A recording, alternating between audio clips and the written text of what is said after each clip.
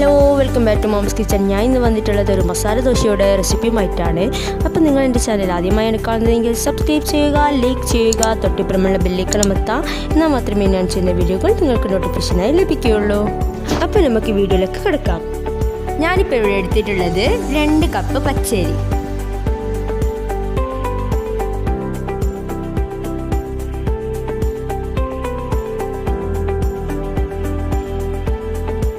കൂടെ തന്നെ 1 കപ്പ് ഉഴുന്ന്.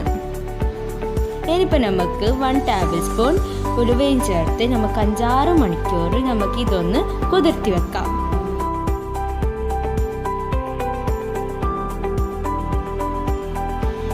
ഇനിയിപ്പോൾ നമുക്ക് 1 കപ്പ് ചോറ് ചേർത്ത് കൊടുക്കാം. നിങ്ങൾക്ക് വേണമെന്നുണ്ടെങ്കിൽ അവലും ചേർത്ത് കൊടുക്കാവുന്നതാണ്.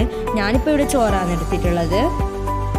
ഇനിയിപ്പോൾ നമുക്ക് നേരത്തെ കുതിർത്ത് വെച്ച അരിയും കുറച്ച് വെള്ളവും ചേർത്ത് നന്നായി ഗ്രേറ്റ് ചെയ്തെടുക്കാം.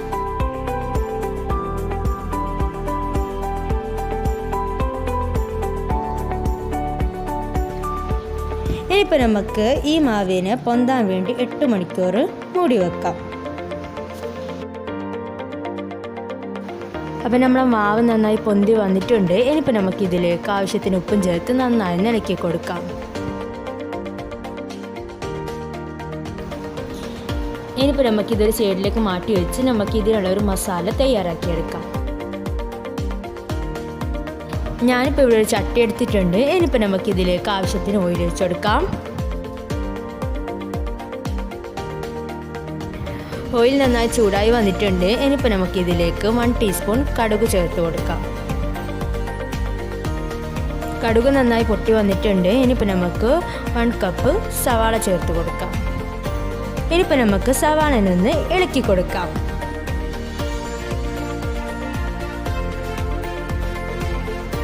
ഇനിയിപ്പോൾ നമുക്ക് ഇതിലേക്ക് 3 പച്ചമുളക് ചേർത്ത് കൊടുക്കാം.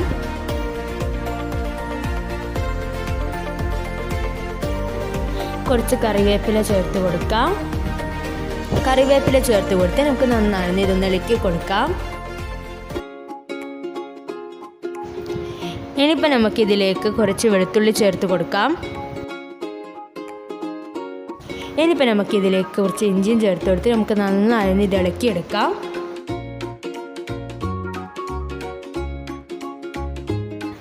ആവശ്യത്തിന് ഉപ്പും ചേർത്ത് ഇതൊന്ന് നമുക്ക് നന്നായി വാട്ടിയെടുക്കാം.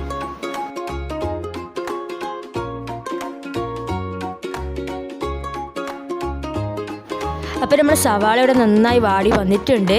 ഇനിയിപ്പോൾ നമുക്ക് ഇതിലേക്ക് കുറച്ച് മഞ്ഞൾപ്പൊടിയും ചേർത്ത് കൊടുത്ത് നമുക്ക് നന്നായി ഇത് ഇളക്കിയെടുക്കാം.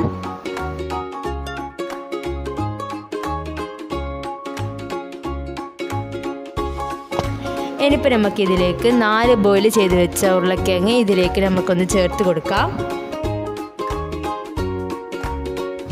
ഇനിയിപ്പോൾ നമുക്ക് ഇതൊന്ന് നമുക്ക് നന്നായി ഇളക്കി കൊടുക്കാം.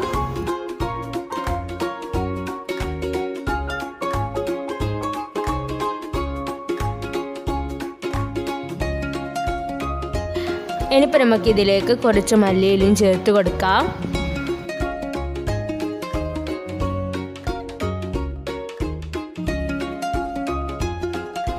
ഇനിയിപ്പോൾ നമുക്കിതിലേക്ക് കുറച്ച് വെള്ളം ഒഴിച്ചു കൊടുത്ത് നമുക്കിതൊന്ന് വറ്റിച്ചെടുക്കാം.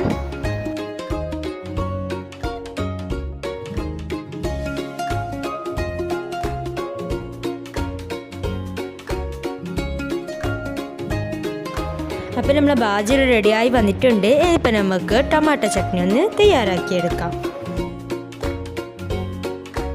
ടൊമാറ്റോ ചട്നി ഉണ്ടാക്കാൻ വേണ്ടി ഞാനിപ്പോൾ ഇവിടെ ഒരു പാൻ വെച്ചിട്ടുണ്ട്.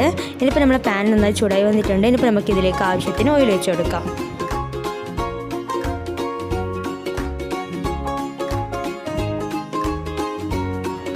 ഇനിയിപ്പോൾ നമുക്ക് ചെറിയൊരു സവാള ഞാൻ നേരത്തെ ചോപ്പ് ചെയ്ത് വെച്ചിട്ടുണ്ടായിരുന്നു. നമുക്കതൊന്ന് ഇതിലേക്ക് ചേർത്ത് കൊടുക്കാം.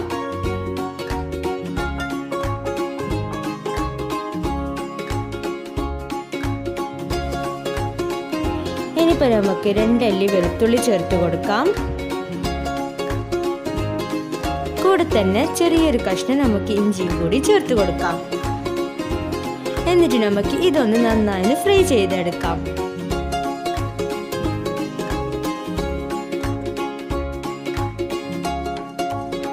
ഇനിയിപ്പോൾ നമുക്ക് ഇതിലേക്ക് ആവശ്യത്തിന് ഉപ്പ് ചേർത്ത് കൊടുക്കാം.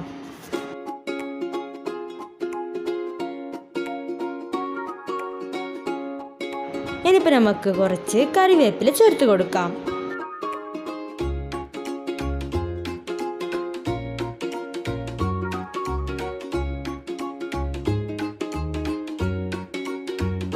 ഇനിയിപ്പോൾ നമുക്ക് 2 വലിയ ടൊമാറ്റോ ചേർത്ത് കൊടുക്കാം.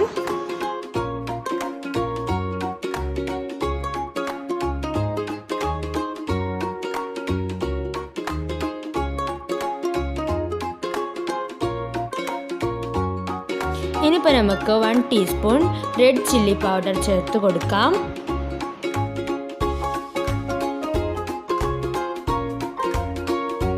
ഇനിയിപ്പോൾ നമുക്ക് ഒരു നുള്ളു പുളിയും കൂടി ചേർത്ത് കൊടുക്കാം.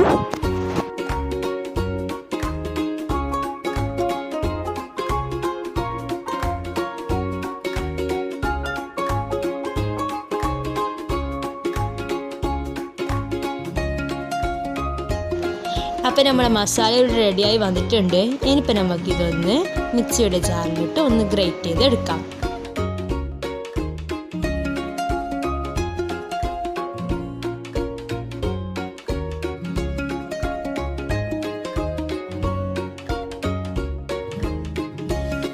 അപ്പോൾ നമ്മൾ ടൊമാറ്റോ ചട്നി ഇവിടെ റെഡി ആയിട്ടുണ്ട്. ഇനിയിപ്പോൾ നമുക്ക് മസാല ദോശ ഒന്ന് തയ്യാറാക്കിയിട്ട് എടുക്കാം. അപ്പോൾ നമ്മുടെ പാൻ വെച്ചിട്ടുണ്ട്. ഇനിയിപ്പോൾ നേരത്തെ തയ്യാറാക്കി വെച്ച മസാല ദോശയുടെ മാവ് നമുക്ക് ഇതിലേക്കൊന്ന് ഒഴിച്ചു കൊടുക്കാം.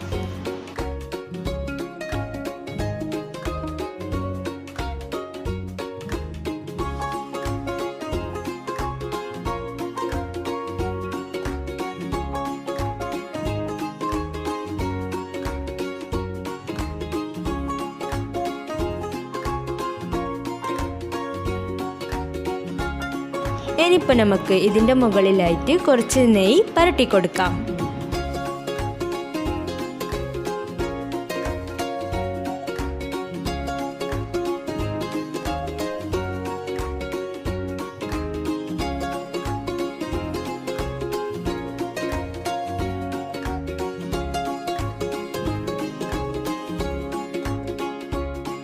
ഇനിയിപ്പോൾ നമുക്ക് നേരത്തെ തയ്യാറാക്കി വെച്ച ടൊമാറ്റോ ചട്നി ഇതിൻ്റെ മുകളിലായി പുരട്ടി കൊടുക്കാം.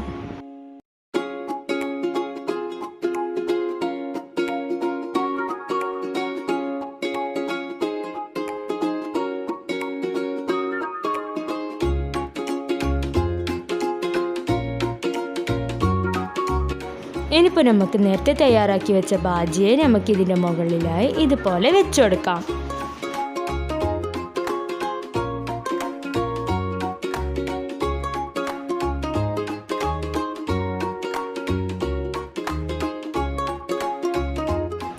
ഇനിയിപ്പോൾ നമുക്കിതൊന്ന് റോൾ ചെയ്തെടുക്കാം.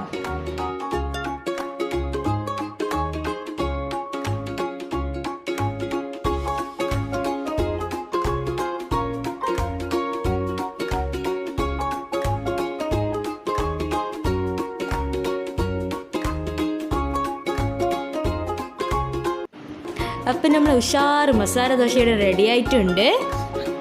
ചട്നിയുടെ റെസിപ്പി ഞാൻ മുന്നത്തെ വീഡിയോയിൽ അപ്ലോഡ് ആക്കിയിട്ടുണ്ട്. നിങ്ങൾക്ക് കാണണമെന്നുണ്ടെങ്കിൽ നിങ്ങൾക്ക് എൻ്റെ ഡിസ്ക്രിപ്ഷൻ ബോക്സിൽ പോയി ചെക്ക് ചെയ്യാവുന്നതാണ്. അതിൽ ഞാൻ ലിങ്ക് കൊടുത്തിട്ടുണ്ട്. അപ്പം നിങ്ങൾ എൻ്റെ ചാനൽ ആദ്യമായാണ് കാണുന്നതെങ്കിൽ സബ്സ്ക്രൈബ് ചെയ്യുക, ലൈക്ക് ചെയ്യുക, തൊട്ടിപ്പുറമുള്ള ബെല്ലൈക്കൺ അമർത്താം. എന്നാൽ മാത്രമേ ഞാൻ ചെയ്യുന്ന വീഡിയോകൾ നിങ്ങൾക്ക് നോട്ടിഫിക്കേഷനായി ലഭിക്കുകയുള്ളൂ. താങ്ക്